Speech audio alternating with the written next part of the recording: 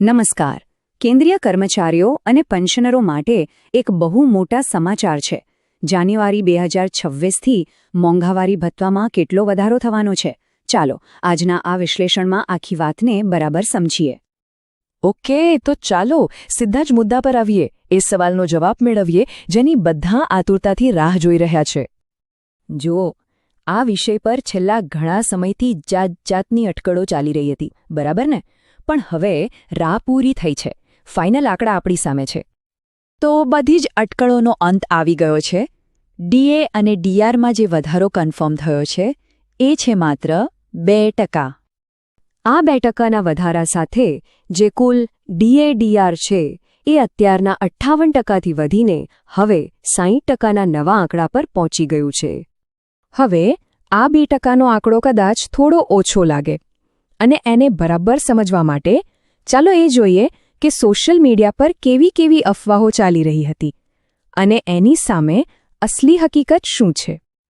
જુઓ, અપેક્ષા તો એવી હતી કે 4%, 5% કે કદાચ 6% જેટલો વધારો થશે. ઘણા લોકો આ જ માનીને બેઠા હતા.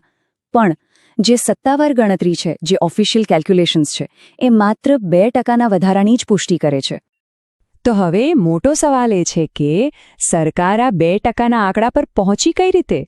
આની પાછળનું ગણિત શું છે? ચાલો એ ડેટાને જરા ઊંડાણથી જોઈએ.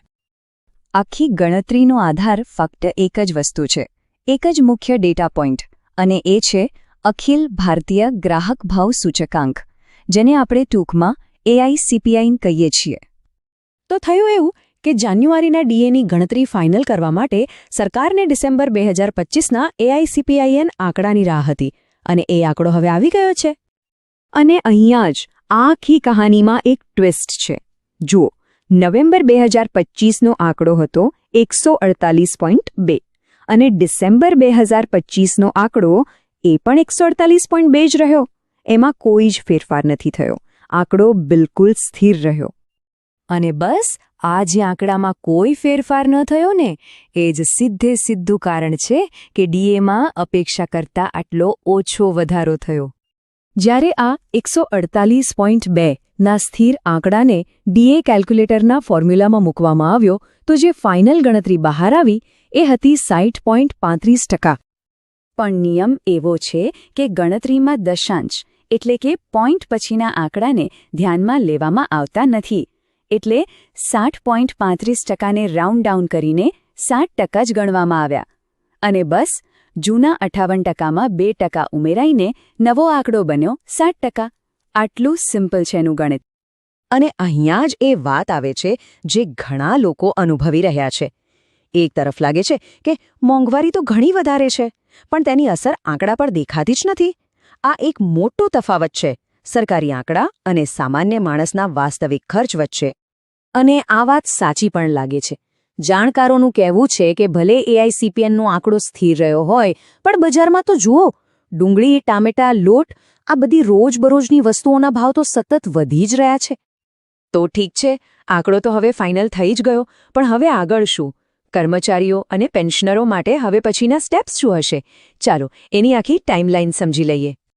સૌથી પહેલાં તો આ નવો 60%નો ડીએ દર 1 જાન્યુઆરી 2026થી લાગુ ગણાશે. પછી સરકાર આની સત્તાવાર જાહેરાત લગભગ માર્ચ કે એપ્રિલ મહિનામાં કરશે. જાહેરાત થયા પછી જાન્યુઆરીથી અત્યાર સુધીનું જે 2%નું એરિયર્સ બને છે એ ચૂકવવામાં આવશે. અને સૌથી અગત્યની વાત, આ 60%નો આંકડો આવનારા 8મા પગાર પંચ માટે એક મજબૂત પાયો બની જશે. તો આ આખી વાત આપણને એક મોટા સવાલ પર લાવીને મૂકી દે છે.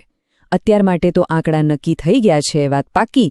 પણ શું ભવિષ્યમાં, ખાસ કરીને 8મા પગાર પંચની ગણતરી વખતે, આ સરકારી આંકડા અને મોંઘવારીના વાસ્તવિક અનુભવ વચ્ચે જે મોટો ગેપ છે એને ભરવાનો કોઈ રસ્તો નીકળશે? આ ચર્ચા હવે અહીંથી જ શરૂ થઈ છે. લેટેસ્ટ અપડેટ 13 સાથે જોડાયેલા રહો. સાચા સમાચાર, સરકારી અપડેટ અને મહત્વપૂર્ણ માહિતી માટે ચેનલને સબસ્ક્રાઇબ કરો અને બેલ આઇકન દબાવવાનું ભૂલશો નહીં.